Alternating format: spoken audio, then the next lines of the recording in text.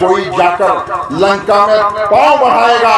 और तुम हो लक्ष्मण शेष रंग के अवतारी निर्बलता कैसी, और प्राण ज्वाल को जला स्वयं भूतांडव तुम्हें दिखाना होगा। तुम्हारा विश्व पर लेकिन यही बताते हैं अव्वल दर्जे के तुम दोनों बेहद हरामी हो। ये पूर्णदायिनी मातृभूमि रोई है किसके पापों से? किसने मानव की हत्या कर बस्ती बस्ती शमशान दिया? खंजर है, खनक रहे गलियारों में, बाजारों में, देखे रक्तम छीटे गुरुद्वारों, मंदिर और मजारों में। अन्याय सहन करना घातक है, इसीलिए ललकार रही। चेतो प्यारे भारतवासी, ये धरती तुम्हें पुकार रही। और हत्या करने वाले सांपों को यज्ञ में भस्म कराएंगे। इंद्रासन से लिपटे तक्षक भी अब तो बच ना पाएंगे। हम जन्मेजय के वंशज आतंकी नाग नहीं पलने देंगे। हम इस धरती पर हत्यारों का भाग नहीं चलने देंगे। हम इस धरती पर हत्यारों का भाग नहीं चलने देंगे। आइए इसी क्रम में एक पंदो निवेद करता हूं कि तुमने सदा बुहारा भटक जिस पर चलता न्याय मिला है, तुमने सदा बुहारा भटक जिस पर चलता न्याय मिला है। छल प्रपंच का महल तुम्हारे छूने से थर्राए हिला है। और तुम तो माटी में कंचन, फिर आभा कैसे मलिन हो गई। त्याग पथियो क्यों शूलों में राह तुम्हारी कठिन हो गई। अरे तुम तो माटी में कंचन, फिर आभा कैसे मलिन हो गई। त्याग पथियो क्यों शूलों में राह तुम्हारी कठिन हो गई। अरे आओ आओ जग को बतला दे हैं, हम पृथ्वी पर जग नायक हैं। हम अर्जुन के गांडीव के अनित विध्वंसक सहायक हैं। अरे हमसे टकरा कर उतरा है भू पर तलवारों का पानी। हमने जब भी हाथ बढ़ाया मिलने आई सदा जवानी। भू पर आतताई जब भी आतंक बढ़ाते आए हैं, तब तब स्वदेश के नैनों से अंगारे झरते पाए हैं। मेरी मर्यादा पर कुत्सित जो निश्चल हाथ बढ़ाएगा, तब तब अंगद कोई जाकर लंका में पांव बढ़ाएगा। और तुम हो लक्ष्मण शेष रंग के अवतारी निर्बलता कैसी, और प्राण ज्वाल को जला स्वयं भूतांडव तुम्हें दिखाना होगा। और करुणा ममता त्याग दुराग्रह जब भी शीश उठाए भू पर, जय चंद्रों के मर्दन को तब पृथ्वीराज बन जाना होगा। जय चंद्रों के मर्दन को तब पृथ्वीराज बन जाना होगा। और इसी के साथ मैं अपनी बात समाप्त करता हूँ। अपनी दया का मेरे गुरु में भी नेह भर, चेतना में आके छवि का घर बना दे। सुन मेरी ललकार चंडी जाग जाए, ऐसा शब्दों को लिख पीधने को स्वर बना दे माँ। और सुन मेरा नाम कापू अंबर फूटन जाए, देश द्रोहियों में मेरा भोजन बना दे माँ। मातृभूमि हिंदू बलिदान दे सकूं मदन में, मुझको भी देश भक्त नाहर बना दे माँ। मुझको भी देश भक्त नाहर बना दे माँ। तुम्हें जो स्वर्ग की पताका फहरा दे, उन्नत बातों के बलिदान को नमन है। आदरणीय हमारे बलिदानी पिता भी बैठे हुए हैं, सभी चरणों में प्रणाम करता हूँ। कि विश्व में जो स्वर्ग की पताका फहराते, उन्नत बातों के बलिदान को नमन है। राष्ट्रपाल अहमदुल्ला बिस्मिल जगन्नाथ वीर का दान को नमन है। तो धन्य भारती के लाल देश के पुजारी धीर, वफादार हर नौजवान को नमन है। और नमन है आप जैसे श्रोता नर नाहरों को, इसलिए पूरे हिंदुस्तान को नमन है। इसलिए पूरे हिंदुस्तान को नमन है। और हमारे देश का वीर जवान कैसा होता तब कहना चाहता हूँ कि सामने हो सिंह की दहाड़ के टिकाप देना, सामने हो सिंह की दहाड़ के टिकाप देना, भय की प्रवंचना से लुक सकते नहीं। और हम ऐसे हैं प्रकाश पुंज सदा शाश्वत हैं, अनेक तमस्सु में चुक सकते नहीं। तो काली विकराल बाधाओं की गतिमान रहते हैं रुक सकते नहीं। और हिंदुस्तानी वीर है अतन में टूट जाए किंतु देशद्रोही के समक्ष झुक सकते नहीं। देशद्रोही के समक्ष झुक सकते नहीं। देशद्रोही के समक्ष झुक सकते। और इसी क्रम में इसी गोत्र का एक अनुरोध करता हूं कि करण पिए ना यदि मीरा तो बताओ प्यारे ने हमें वो कान्हा के दीवानी किस काम की। करण पिए ना यदि मीरा तो बताओ प्यारे ने हमें वो कान्हा के दीवानी किस काम की। और रावण कोई भी सिया हरण करेगा तब दानवों का मानू अगवानी किस काम की। और मुंडित जो मस्तक धनुष न कर पाए काल रूप बोलो भवानी किस काम की।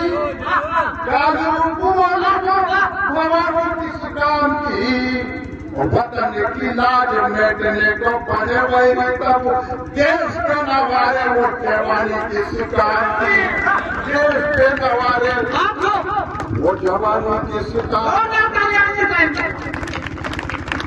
और मुझे तो ऐसा लगता मातृ जिंदगी सवार जय मातृ शारदे शब्दों में निखार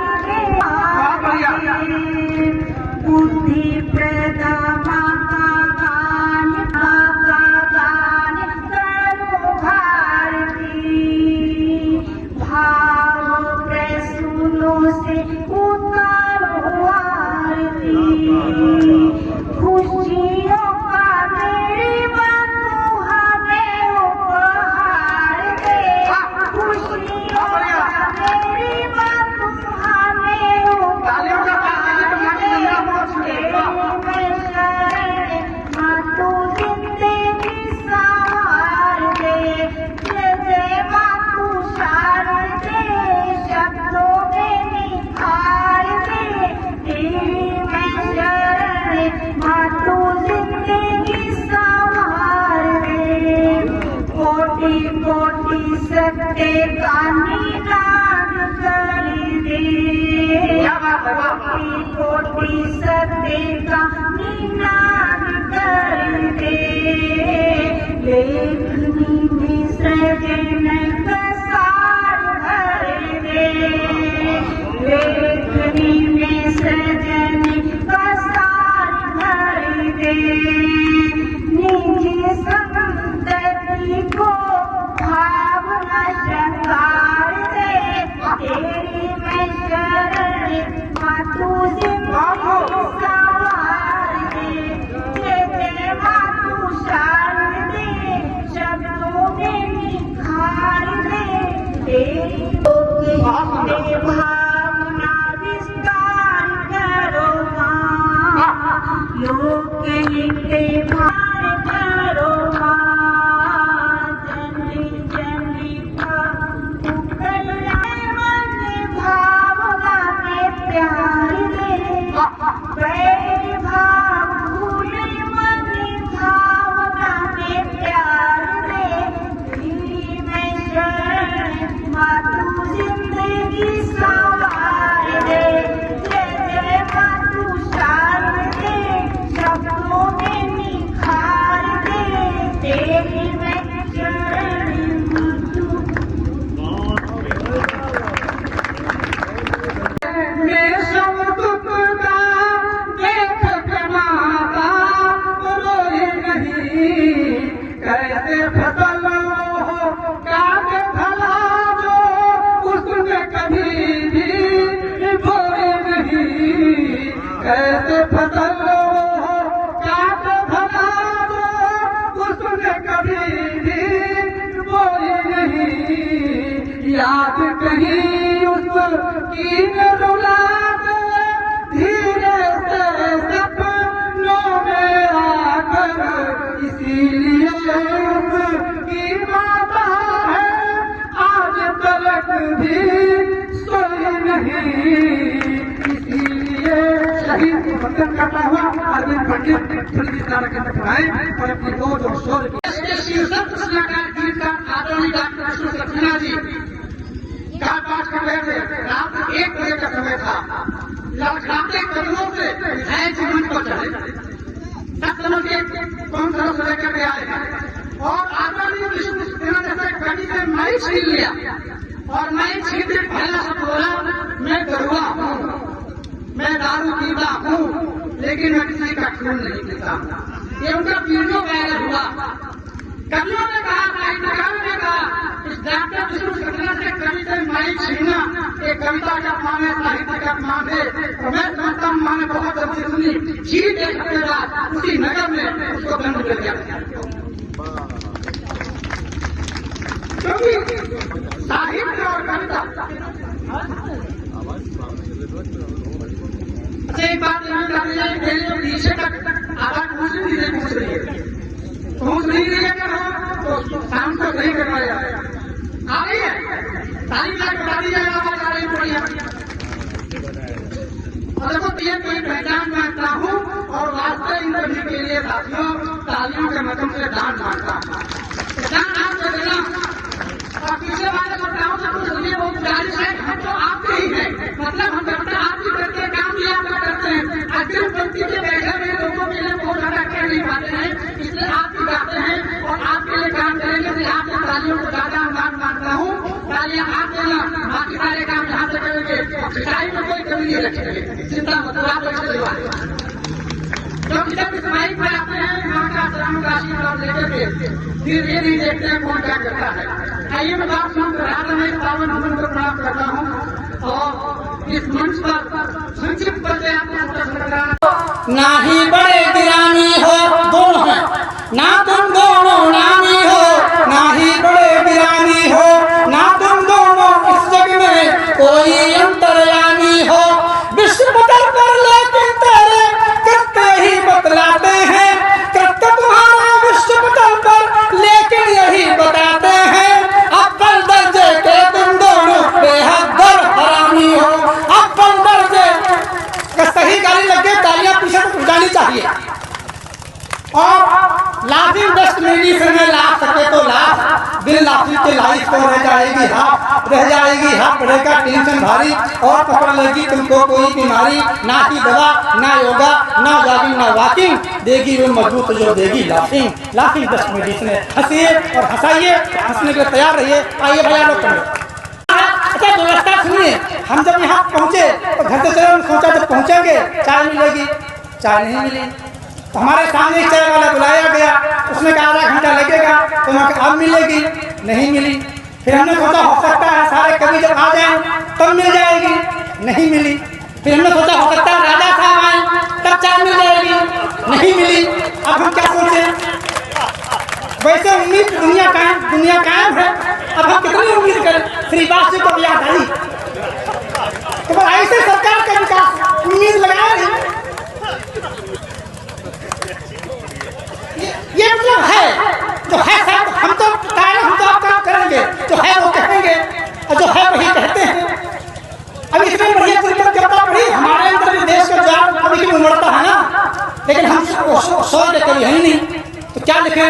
तो हमने अरविंद पंडित से पूछा, हमने आलोक पंडित से पूछा, तो कोई अरविंद पंडित के बाद दूसरे पंडित को निकालने की तैयारी है, क्योंकि हंसाने की गुजारने क्या हम करने भूमिका बना रहे हैं। आप लोग ठाक लगाए कॉलेज में रहता मैं हूँ, अक्सर एब्सेंट हूँ, लेकिन दिल का मैं ही सबसे बेस्ट स्टूडेंट हूँ और मुझको पास कर देना।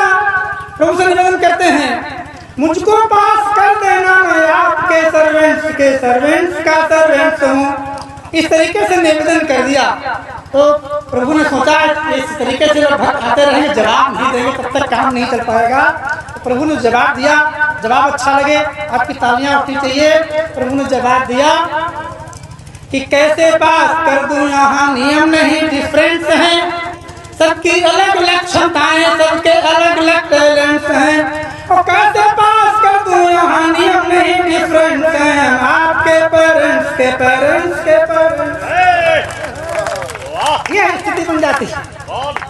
आपने बहुत ढंग से सुनाइए। एक बार फिर आपको शब्द और पराक्रम की दुनिया में मैं एक बात और बता दूं, जिनके कर कमलों में जिनकी प्रस्तुति में शिष्य अध्यक्षता कर रहे हैं उसके हिमालय आदरणीय सतीश शुक्ल जी, उनकी एक बहुत प्रसिद्ध रचना है शहीदी रचना, वो आप पढ़ी जाएगी। आप सबके इसलिए बताता हूँ, उनका क्रम जब आएगा तब सुने जाएगा, लेकिन शहीदी रचना को सुने बिना अगर आप यहाँ से जाएंगे तो ऐसा माना जाएगा कि शाहजहांपुर की शहीदी जनपद के प्रति आपकी श्रद्धा में कमी है। इसलिए मैं चाहता हूँ आप उनकी रचना को सुनकर के ही यहाँ से जाएंगे। तो रचना इस जनपद के लिए श्रद्धांजलि